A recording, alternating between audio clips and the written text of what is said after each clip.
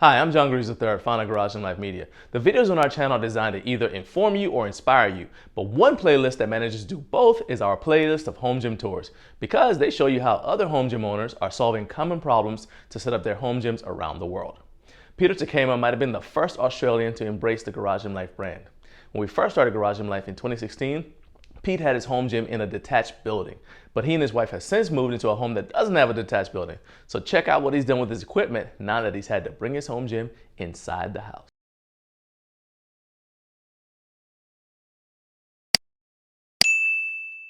Hi guys and girls, my name is Pete and this is my home gym.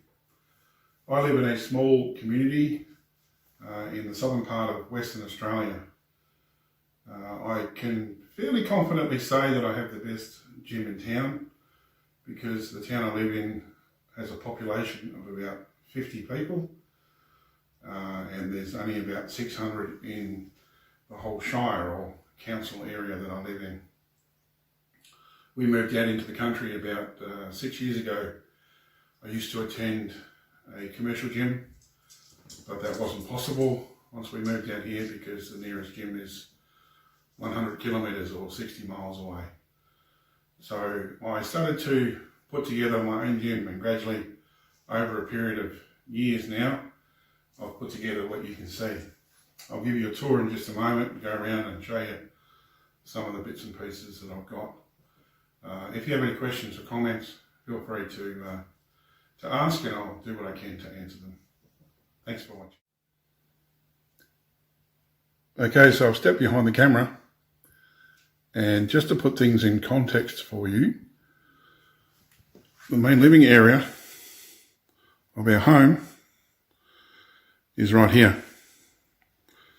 So I don't have to go very far to reach my gym. It also means that our pets don't need to travel very far to come and visit me in the gym.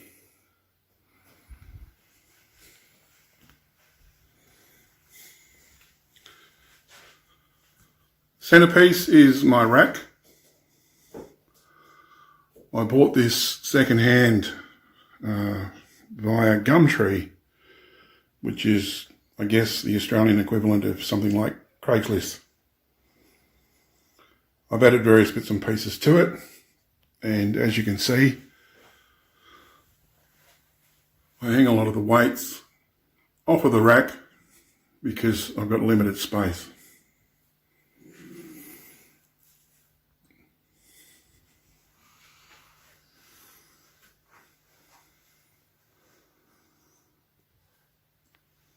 Across the top here, I have attached a barbell, and to that I attach some pulleys, some cables, and some weights at the bottom to make my own cable fly machine. So there's one of those on each side.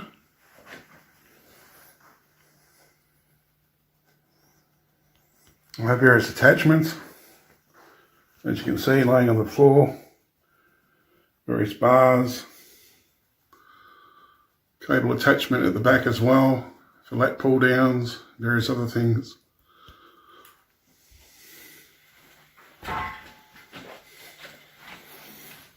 So beyond here I have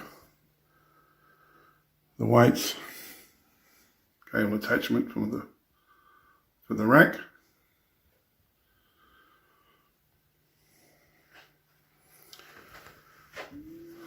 Probably my favourite lift is bench pressing, and as I got stronger and lifted heavier, I found it really put a strain on my shoulders, and so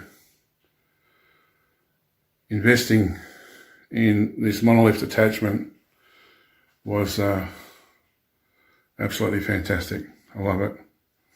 Really helps with lifting the weights out, not putting strain on my shoulders.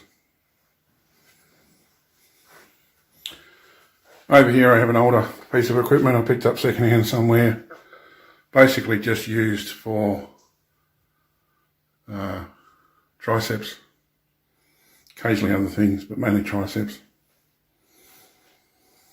Over here we have some dumbbells, small set ranging from 4 kilograms up to 10 kilograms. I use them mainly for warm-ups. On the ground in front here there's a fat bar. Over here I have more dumbbells, again ranging from 12 kilograms up to 15 down the bottom there, and then ranging from 30 up to 52.5 at that end. That's over 100 pounds for those of you in the States. Mirror. Got to keep an eye on myself, make sure I'm still looking pretty. I've got a multi-grip bar here. I have a hex trap bar at the bottom here. And I have a safety squat bar also on this rack. The rack itself was a part of a bench setup. I've removed the bench itself. This is what I was using at one point to do bench press before I got the rack. Over on this side, I have some easy curl bars, various weights. In this corner over here, I have an FID, full incline decline bench, that I pull out from time to time when I want to do incline work. For the first few years, I used this pretty much exclusively to do benching and other things on as well. But last year I acquired this Force USA flat bench, which is much more comfortable when flat benching. And I have another small bench here in the middle of the room that I just use mainly during warm-ups and so on. I have various other bits and pieces, various belts and straps scattered around the place, trying to make best use of the space I have. There's some bands here, various sizes, a few more there, a few more bands on the rack here. Again, mainly just used for warm-up purposes. So that's about it, I guess. I find I can do pretty much everything I need to do. I have a pec deck attachment for the rack, but I prefer to use the dumbbells and free weights, so I don't use that very often. The rubber mats came from a couple of different places. Some of it came with the rack that I bought second hand, as I mentioned earlier. Others I picked up, I think, from a local hardware store. So, obviously I have Garage Gym Life on the wall in here. In case you're wondering why I don't have much else hanging on the walls itself, it's because this is actually a rental property and I don't really have the ability to go attaching stuff to the walls. So that's why everything sort of has to have its own stand or be hanging off one of my existing racks. Not ideal, but it does the job.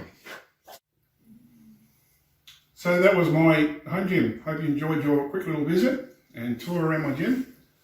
Like I said earlier, if you have any comments or questions, feel free to ask. Thanks for visiting.